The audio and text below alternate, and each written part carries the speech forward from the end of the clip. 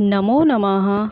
मम नाम संजीदाः एल्पियम पब्लिक स्कूलम सर्वेषां हार्दिकं स्वागतम। प्यारे बच्चों, आज हम सब अपनी पाठ्य पुस्तक संस्कृत रत्नम के कक्षा 6 के प्रथम पाठ ईश वंदनम नामक पाठ को पढ़ेंगे।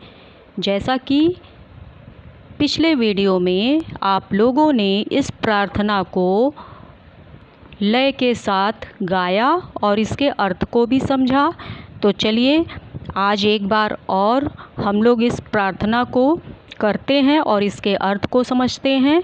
फिर इसमें जो कठिन शब्दार्थ आए हुए हैं उसको हम लोग देखेंगे और फिर अभ्यास के प्रश्नों को हल करेंगे। तो चलिए आज की कक्षा प्रारंभ करते हैं। चलिए बच्चों, मेरे साथ आप सभी लोग गाते चलेंगे। ईश वंदनम।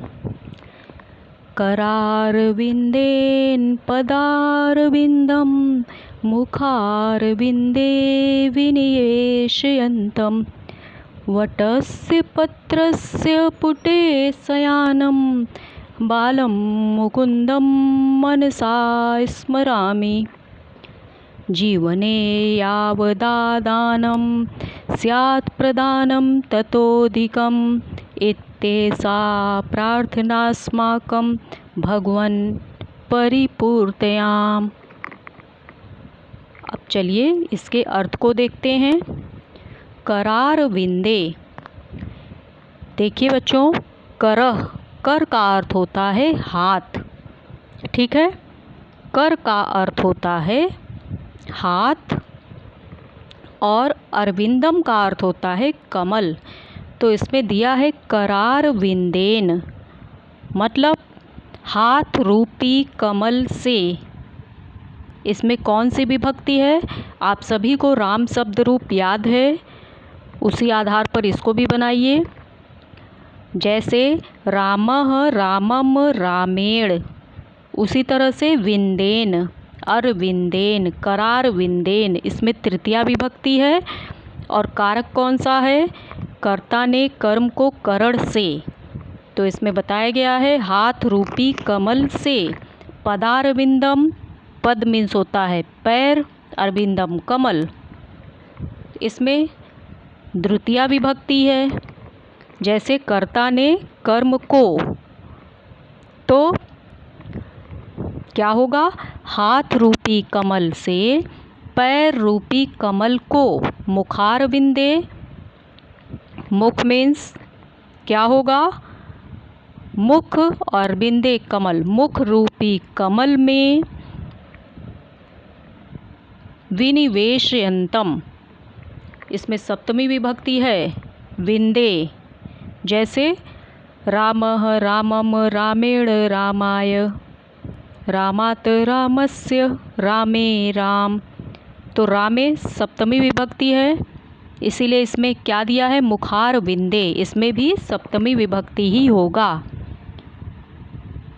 मुख रूपी कमल में विनिवेशयन्तम मतलब रखते हुए। फिर से देखिए, हाथ रूपी कमल से पैर रूपी कमल को मुख रूपी कमल में रखते हुए। वटस्य, वट मीन्स होता है बरगद का पेड़, बरगद का, इसमें संबंध कारक है वटस्य, क्या होगा? बरगद के पत्रस्य, पत्ते के, पुटे मीन्स दोने में। दोने क्या होता है? जिसमें आप लोग खाने की वस्तु लेकर खाते हैं, जैसे आप लोग चाउमीन खाने जाते हैं तो दोने में मिलता है ना, उसी तरह से पुटे का अर्थ होगा दोने में। शयानम सोते हुए। बालम बालक, मुकुंदम, मुकुंदम का अर्थ होगा विष्णु जी, विष्णु जी का पर्यायवाची है, ठीक है। इसमें ड़ है, इसको हम न भी पढ़ सकते हैं, विष्णु जी। मनसा का अर्थ होता है मन से, स्मरामि का स्मरण करता हूँ, याद करता हूँ। ठीक है, पूरा देखिए। हाथ रूपी कमल से पैर रूपी कमल को मुख रूपी कमल में रखते हुए बरगद के पत्ते के दोने में सोते हुए बाल रूप श्री विष्णु जी को मैं मन से स्मरण करता हूँ या करती हूँ। आ गया समझ में? अगला देखिए, जीवने यावदादानम। इसमें दो पद हैं, यावत और आदानम। जीवने मतलब जीवन में, ठीक है। यावत जितना, स्यात का अर्थ होता है हो, प्रदानम देना, ततो उत्से, ठीक है, उत्से, इत्येषा, इति धन ऐसा से मिलकर बना इत्येषा, मतलब यह स्त्रीलिंग के लिए आया है। प्रार्थना अस्माकम, प्रार्थना अस्माकम हमारी, परिपूर्तयाम मीन्स पूरी करें। अब इसका अर्थ देखिए, इसमें भगवन संबोधन रूप है, ये सबसे पहले लेंगे। जो सबसे अंतिम लाइन है इसको हम लोग सबसे पहले पढ़ेंगे कि इसमें बच्चे प्रार्थना कर रहे हैं कि हे भगवान, जीवन में जितना भी ग्रहण हो उससे अधिक प्रदान करें, यही हमारी प्रार्थना है। इस प्रकार यही हमारी प्रार्थना स्वीकार करें। फिर से देखिए, करारविंदेन पदारविंदम मुखारविंदे विनिवेशयन्तम। हाथ रूपी कमल से पैर रूपी कमल को मुख रूपी कमल में रखते हुए बरगद के पत्ते के दोने में सोते हुए बाल रूप श्री विष्णु जी को मैं मन से स्मरण करता हूँ या करती हूँ।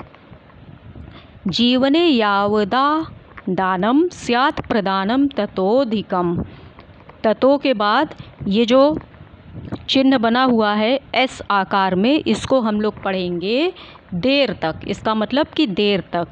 ततोधिकम, जैसे अगर किसी को बुलाना है तो उसमें हम प्लुत स्वर का प्रयोग करते हैं, देर तक बोलते हैं, कई गुना समय लगता है। जैसे अगर कोई दूर खड़ा है उसको हमें बुलाना है तो हम कैसे बुलाएंगे? राम, ऐसे बोलेंगे बहुत तेज। तो इसी प्रकार जब हम ओम का उच्चारण करते हैं तो कैसे बोलते हैं? ओम, ऐसे ही लिखते हैं ना। तो इसको हम लोग इसी तरह से पढ़ेंगे। अगर जहाँ कहीं ये चिन्ह आपको दिख जाए तो आप समझेंगे कि इसका उच्चारण देर तक करना है। ततोधिकम। देखिए, अंतिम लाइन को पहले बोलिए क्योंकि इसमें भगवन संबोधन रूप है, इसलिए इसको सबसे पहले लेंगे। बोलेंगे, क्या बोलेंगे? इसमें बच्चे प्रार्थना कर रहे हैं कि हे भगवान, जीवन में जितना भी ग्रहण हो उससे अधिक प्रदान करें, इस प्रकार से यह हमारी प्रार्थना स्वीकार करें। चलिए अब इसके अभ्यास के प्रश्नों को हम लोग देखते हैं। पहला प्रश्न है, एकेन वाक्येन उत्तरत। एक वाक्य में उत्तर देना है। वटपत्रस्य पुटे कः शयनं करोति। बरगद के पेड़ के पत्ते में कौन सोता है? तो इसका उत्तर आप लोग लिखेंगे, वटपत्रस्य पुटे बालमुकुंदम शयनं करोति। मनसा कस्य स्मरणं क्रियते। मन से कौन स्मरण करता है? तो सब कुछ वही लिखेंगे, कस्य की जगह आप लिख देंगे बाल मुकुंदस्य। मनसा बाल मुकुंदस्य स्मरणं क्रियते। कवि किम कामयते। कवि क्या कामना करता है? कवि भगवान, संबोधन का चिन्ह, अस्माकं प्रार्थना परिपूर्तयाम। हे भगवान, हमारी प्रार्थना पूरी कीजिए। ठीक है, अगला है दूसरा प्रश्न, श्लोकांशस्य मेलनम समुचितम कुरुत। करार विंदे, इसको श्लोक से मिलाना है। करार विंदेन पदारविंदम वटस्य पत्रस्य पुटे शयानम इत्येषा प्रार्थना अस्माकं जीवने यावदा दानम। मिल गया। चलिए अब अगला देखिए क्या करना है। प्रश्न नंबर 3 है, पाठात षष्ठी विभक्ति युक्तम पदम चित्वा लिखत। पाठ में आए हुए षष्ठी विभक्ति को पहचान कर लिखना है। ठीक है, और चौथा है, एतेषाम शब्दानाम विभक्तिम वचनम च लिखत। ये जो शब्द दिया है इसकी विभक्ति और वचन लिखना है। देखिए इसमें क्या बताया गया है, अरविंदेन, इसमें विभक्ति है तृतीया और वचन है एक वचनम। अरविंदम द्वितीया विभक्ति एक वचनम, वटस्य षष्ठी विभक्ति एक वचनम, पत्रस्य षष्ठी विभक्ति एक वचनम। विभक्ति के आधार पर ही कारक का भी प्रयोग करेंगे। पुटे सप्तमी विभक्ति एक वचनम, बालम द्वितीया विभक्ति एक वचनम, जीवने सप्तमी विभक्ति एक वचनम, प्रार्थना प्रथमा विभक्ति एक वचनम। तो आप सभी को राम शब्द रूप याद है, उसी के आधार पर इसको आप लोग करेंगे। विभक्ति भी याद है और वचन भी आपको पता है कि संस्कृत में वचन 3 प्रकार के होते हैं, एक वचनम, द्विवचनम, बहुवचनम, और पुरुष भी 3 होते हैं, प्रथम पुरुष, मध्यम पुरुष, उत्तम पुरुष। और विभक्ति प्रथमा, द्वितीया, तृतीया, चतुर्थी, पंचमी, षष्ठी, सप्तमी, संबोधन। ठीक है, तो अरविंदेन राम शब्द का एक वचन आप पढ़ेंगे, रामः, रामम, रामेण, रामेण या रामेन। तो अरविंदेन तृतीया विभक्ति, अरविंदम रामः, रामम द्वितीया विभक्ति, अरविंदम, वटस्य रामस्य षष्ठी विभक्ति, पत्रस्य रामस्य षष्ठी विभक्ति, पुटे रामे सप्तमी विभक्ति, बालम द्वितीया। ठीक है, इस तरह से आप लोग लिख लीजिएगा। अगला है, अस्य श्लोकांशस्य हिंदी भाषया अर्थ लिखत। इस श्लोक के हिंदी भाषा में अर्थ लिखिए। करार विंदेन पदारविंदम मुखारविंदे विनिवेशयंतम। क्या होगा, हाथ रूपी कमल से पैर रूपी कमल को मुख रूपी कमल में रखते हुए। बस इतना ही। छठा है, एतेषां शब्दानां प्रयोगं कृत्वा वाक्यानि रचयत। ये जो शब्द दिए हुए हैं इनका वाक्य में प्रयोग करना है। क्या दिया है, पदम, पदम मीन्स पैर, द्वितीया विभक्ति है पदम। तो क्या लिखेंगे, वाक्य प्रयोग संस्कृत में करिए इसका, पदम का। सह एकम पदमपि अग्रे न चलत, मतलब वह एक कदम भी आगे नहीं चलता है। दूसरा है, मुखम, तस्य मुखम क्रोधेन रक्तवर्ण संजातः। ठीक है, मतलब उसका मुख क्रोध से रक्त की तरह लाल हो गया है। वटस्य मतलब बरगद के, वटस्य शाखोपरि एकः नीडः अस्ति। नीड मीन्स घोंसला। बरगद के पेड़ की शाखा पर एक घोंसला है, शाखा पर एक घोंसला है। पत्रस्य मतलब पत्ता। ठीक है, पत्ते का, पत्रस्य वर्णः पीतः, पत्ते का रंग पीला है। जीवनम द्वितीया विभक्ति, जलम एव जीवनम, जल ही जीवन है। प्रार्थना सर्वे सुखिनः भवन्तु एषा अस्माकं प्रार्थना। प्रार्थना का वाक्य में प्रयोग है, सभी सुखी होएं, यही हमारी प्रार्थना है। ठीक है बच्चों। तो उम्मीद करती हूँ आप सभी को पहला पार्ट संस्कृत का अच्छे से समझ में आ गया होगा। आप सब इस वीडियो को देखिए और अच्छे से याद कर लीजिए और अपनी फेयर कॉपी में भी लिखिए। ठीक है बच्चों, अपनी फेयर कॉपी कंप्लीट कर लीजिएगा।